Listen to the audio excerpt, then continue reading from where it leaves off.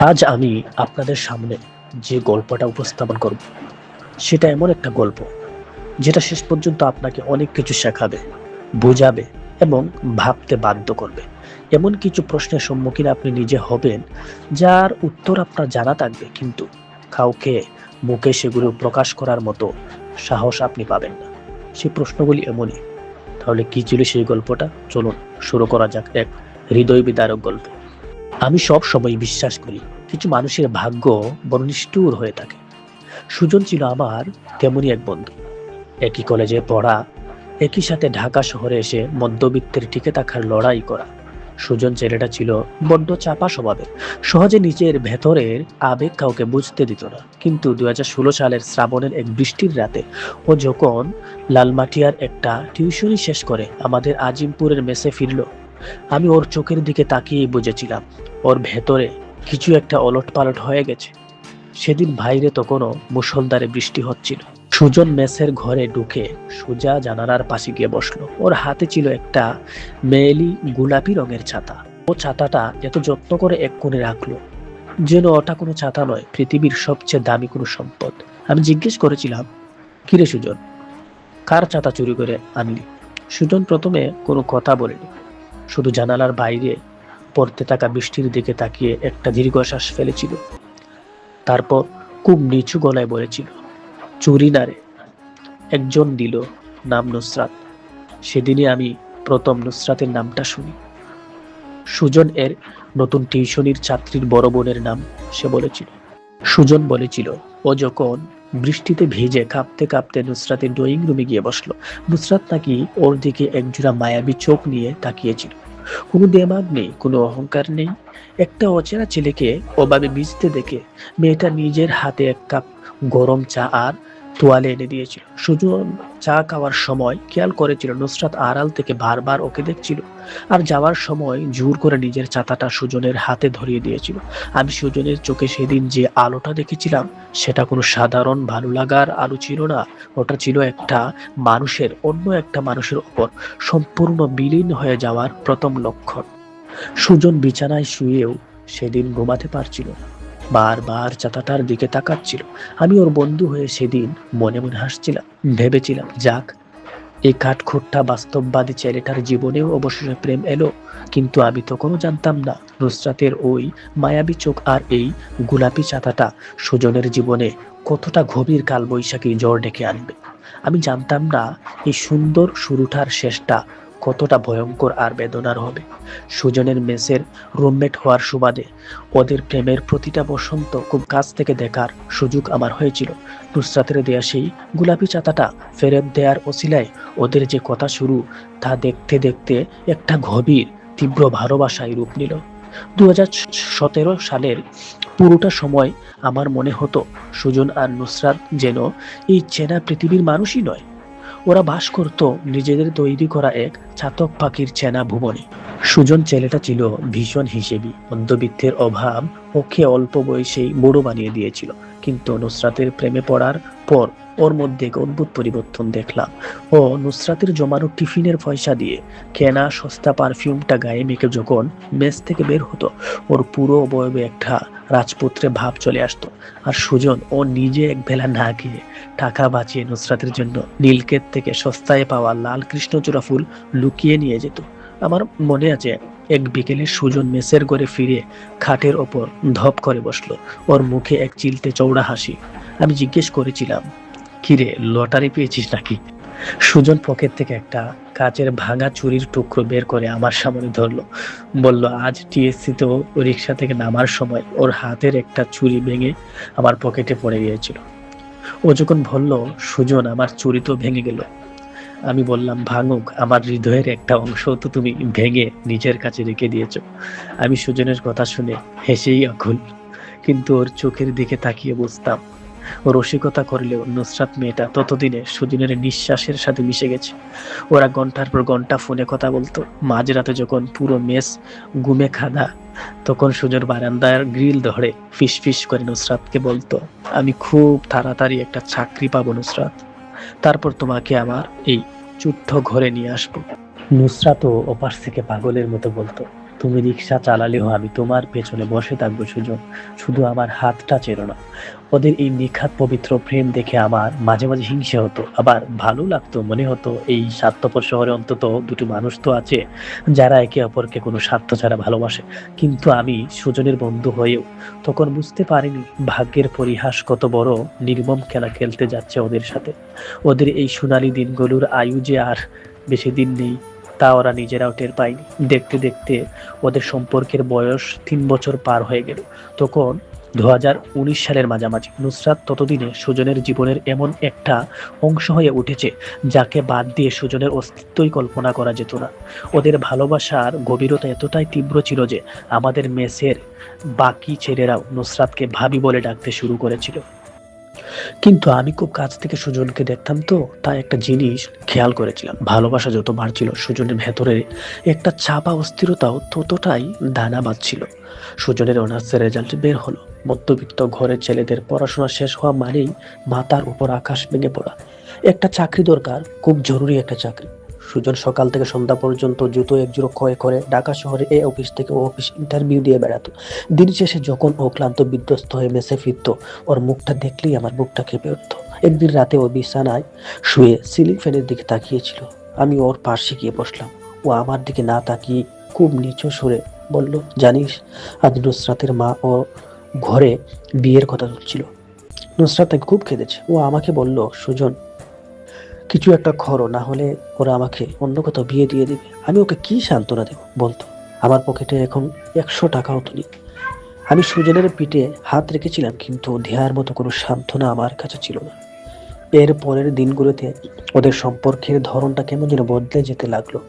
আগে যেখানে ফোনে শুধু হাসি গল্প আর মান অভিমান হতো, এখন সেখানে যুগ হলো ভবিষ্যৎ নিয়ে এক তীব্র অনিশ্চয়তার ভয়। নুসরাত প্রতিদিন ফোন করে সুজনের চাকরির খবর নিত। ও সুজনকে অবিশ্বাস করতো না, বরং সুজনকে হারানোর ভয়ে ও নিজেও প্রতি মুহূর্তে মরছিল। একদিন বিকেলে আমি নীলক্ষেতের মোড়ে ওদের দুজনকে একসাথে দেখেছিলাম। নুসরাত সুজনের হাতটা দু হাতে জড়িয়ে ধরে খুব আকুতি করে কিছু একটা বলছিল, আর সুজন মাথা নিচু করে রাস্তার দিকে তাকিয়েছিল। দূর থেকে সুজনের সেই চৌড়া কাঁধটা নুসরাতের সামনে কেমন যেন ছোট, অসহায় লাগছিল। আমি তখনই প্রথম টের পেয়েছিলাম বাস্তবতার নিষ্ঠুর থাবা ওদের এই অন্ধ ভালোবাসার চারপাশে অলক্ষ্যে একটা স্বপ্নের জাল চিরে ফেলতে শুরু করেছে।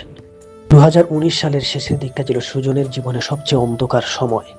একদিকে ওর বাবার হঠাৎ চাকরি চলে যাওয়া, অন্যদিকে নুসরাতদের পরিবারে ওর বিয়ের জন্য পাত্র দেখার চূড়ান্ত করা। নুসরাতের বাবা মা ছিলেন অত্যন্ত রক্ষণশীল এবং বাস্তববাদী মানুষ। তারা তাদের বড় মেয়ের জন্য এমন একজন পাত্র খুঁজছিলেন যার একটা স্থায়ী ভবিষ্যৎ আছে। আর সুজন, ও তো কোনো টিউশনি আর ছোটখাটো পার্ট টাইম কাজ করে কোনো মতে নিজের মেস ভাড়াটা জোগাড় করত। নুসরাতের ওপর তখন চারপাশ থেকে চাপ আসছিল।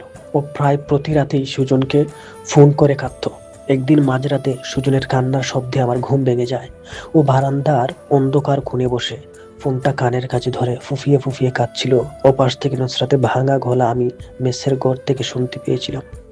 নুসরাত বলছিল, সুজন, ওরা সামনের সপ্তাহে এক সরকারি কর্মকর্তার সাথে আমার বিয়ে ঠিক করতে চাইছেন। তুমি দয়া করে তোমার বাবাকে বলো আমাদের বাসায় প্রস্তাব পাঠাতে। সুজন, কিছু একটা করো। সুজন চোখ মুজে একটা দীর্ঘশ্বাস ফেলে উত্তর দিয়েছিল, নুসরাত, আমার বাবা আজ 3 মাস ধরে বসা, ছোট ভাইয়ের কলেজের বেতন বাকি, আমার নিজের পকেটে এখন ইন্টারভিউ দিতে যাওয়ার মতো বাসের ভাড়াও থাকে না। এই অবস্থায় আমি কোন মুখে তোমার বাবার সামনে গিয়ে দাঁড়াবো? কি বলবো তাকে যে আমি আপনার মেয়েকে খাওয়াবো কি?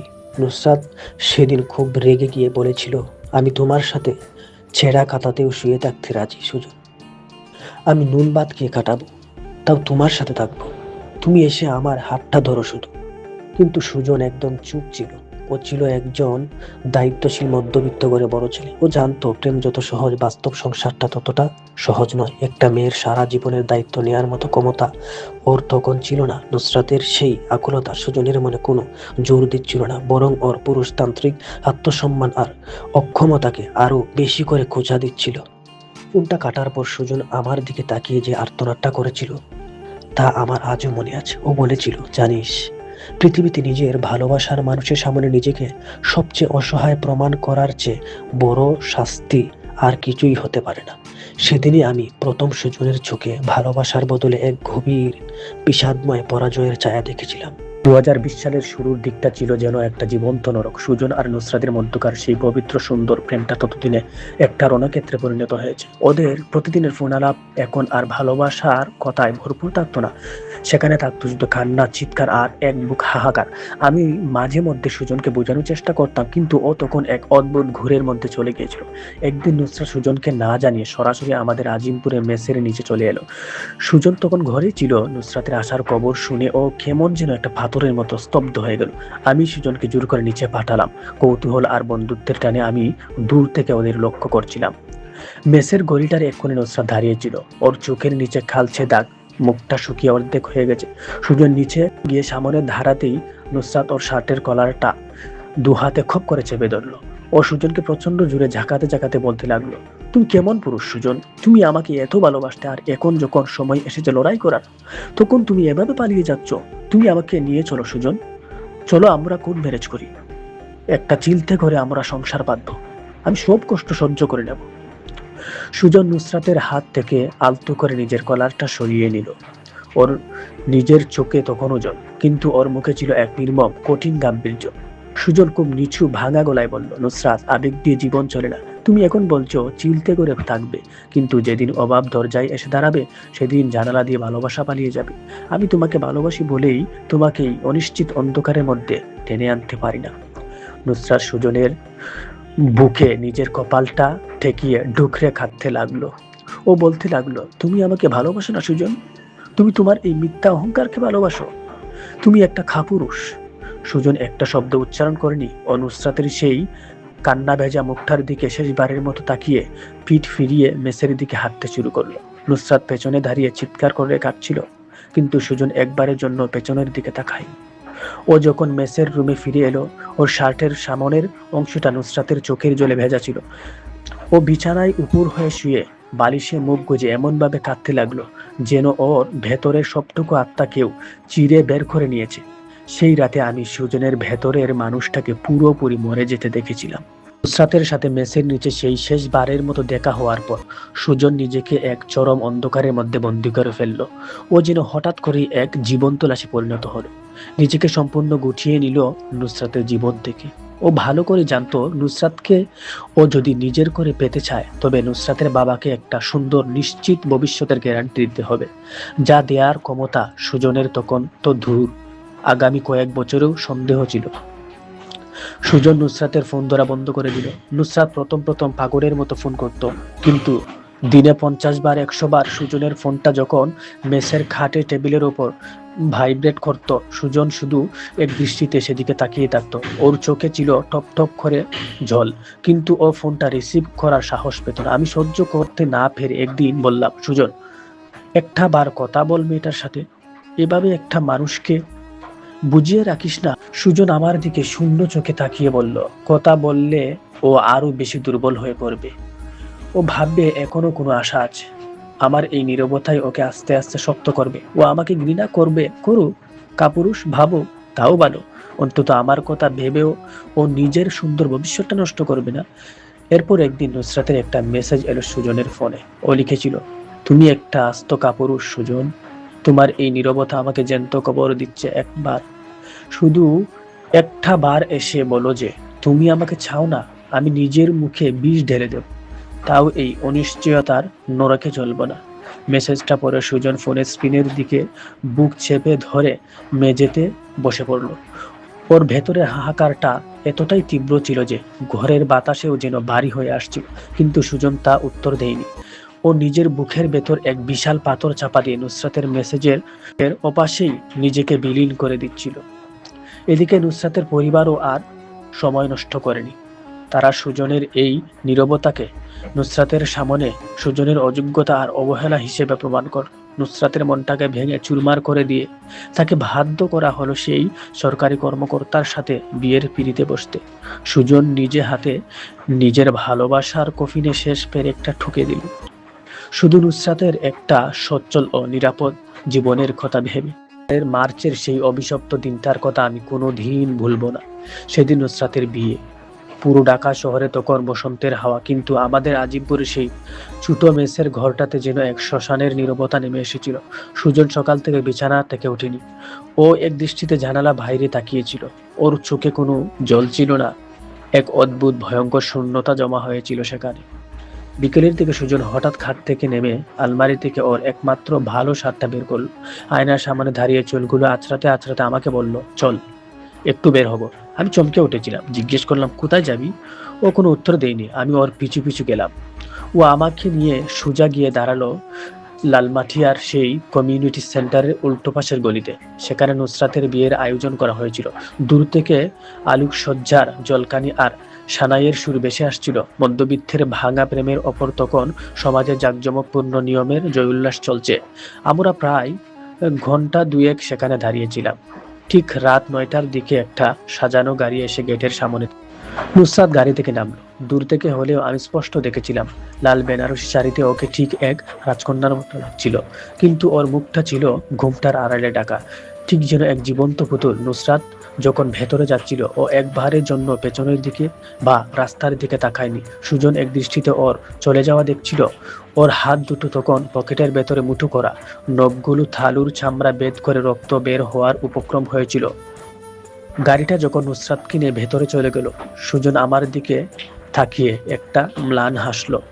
সেই হাসিতে কোনো আনন্দ ছিল না, ছিল এক আজীবনের পরাজয়ের গ্লানি। ও ফিসফিস করে বলল, আজ থেকে নুসরাত অন্য কারো বৈধ সম্পত্তি, আর আমি হলাম ওর জীবনের একটা অবৈধ অতীত।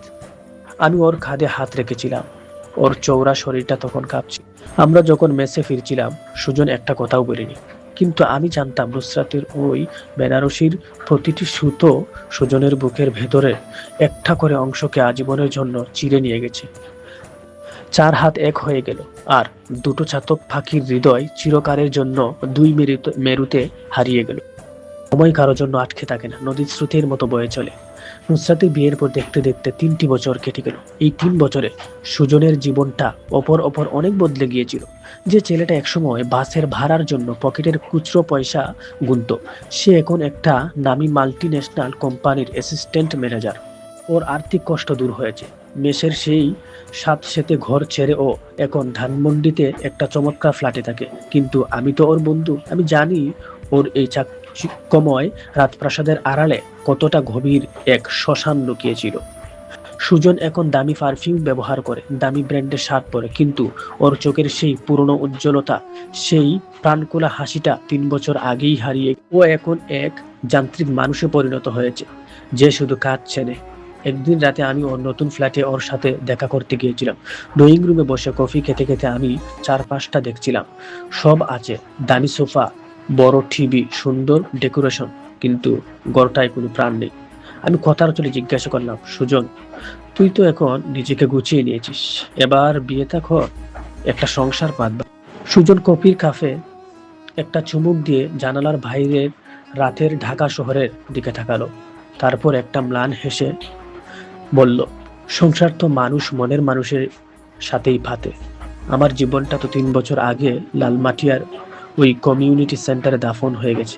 এখন যাকে আনবো তাকে তো শুধু একটা রোবট দিতে পারবো, সুজনকে নয়। ও একটু থেমে আবার বলল, জানিস, কিছুদিন আগে রাইসার সাথে আমার ফেসবুকে যোগাযোগ হয়েছে।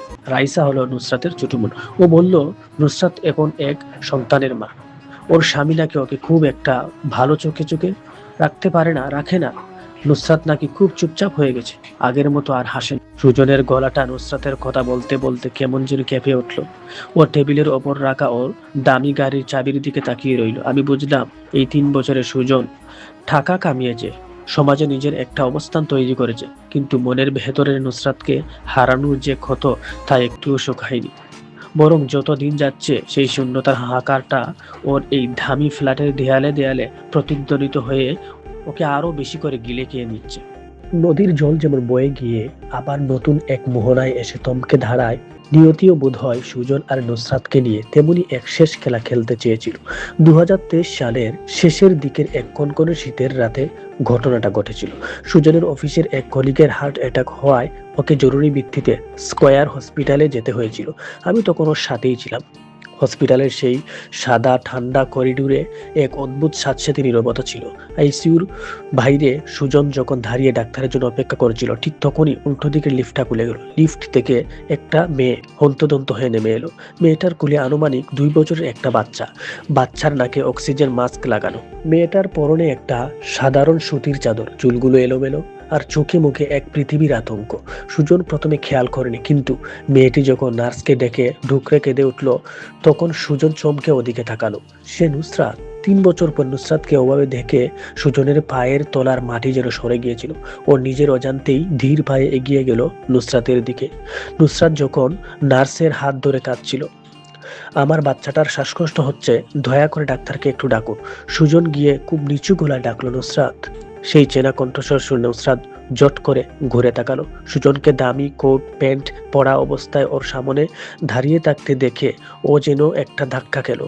ওর চোখের খান্নাটা পলকের জন্য থমকে গেল। এত বছর পর দুজনের মুখোমুখি হওয়া, অথচ কারো মুখে কোনো কথা নেই। হসপিটালের সেই যান্ত্রিক শব্দের মাঝে দুটো মানুষের 4 চোখ এক হয়ে রইল। নুসরাতের চোখে কোনো রাগ ছিল না, কোনো অভিযোগ ছিল না, ছিল এক শুধু অন্তহীন ক্লান্তি আর সুজনকে হারানোর এক দীর্ঘশ্বাস। সুজন নুসরাতের কোলের বাচ্চাটার দিকে তাকালো। বাচ্চার মুখটা অবিকল নুসরাতের মতোই মায়াবী হয়েছিল। সুজনের খুব ইচ্ছে করছিল নুসরাতের হাতটা ধরে বলতে, আমি এসে গেছি, তোমার আর কোনো ভয় নেই। কিন্তু পারল না। নুসরাতের আঙ্গুলের বিয়ের রিংটা সুজনকে মনে করিয়ে দিচ্ছিল ও এখন শুধুই একজন পরপুত। ঠিক তখনই নুসরাতের স্বামী এক গাদা ঔষধের ফাইল হাতে নিয়ে করিডোরে দৌড়ে এলো।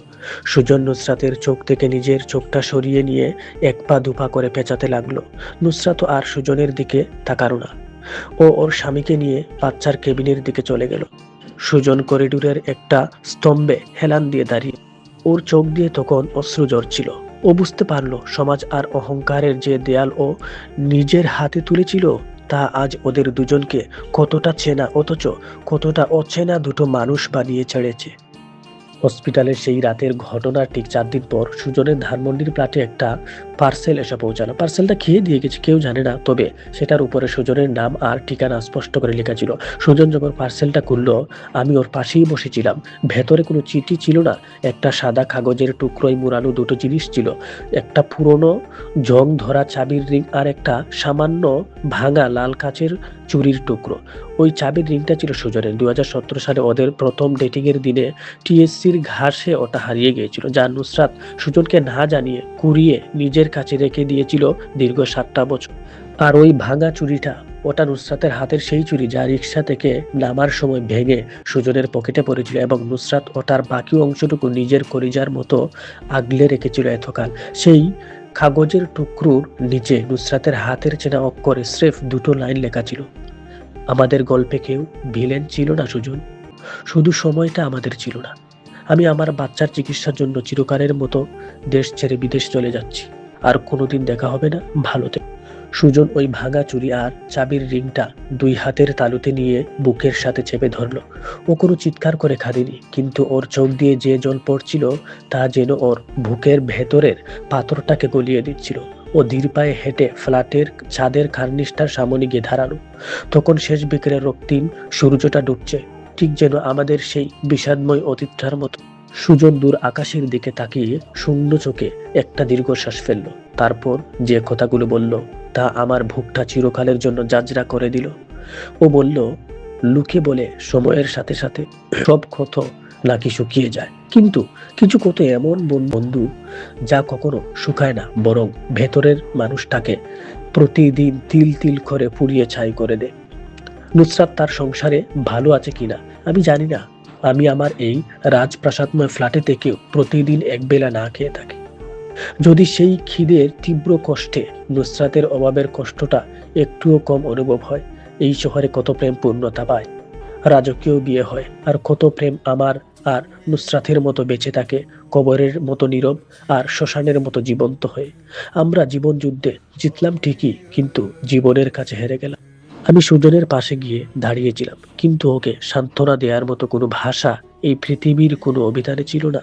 বাতাস ভারী হয়ে আসছিল, আর সুজন অপলক চোখে চেয়ে রইল সেই অন্তিম সূর্যের দিকে, যেখানে ওর নুসরাত নামের আলোটা চিরকালের জন্য চিরকালের মতো হারিয়ে গেছে। যা আর কখনোই ফিরে আসবে না। তুমি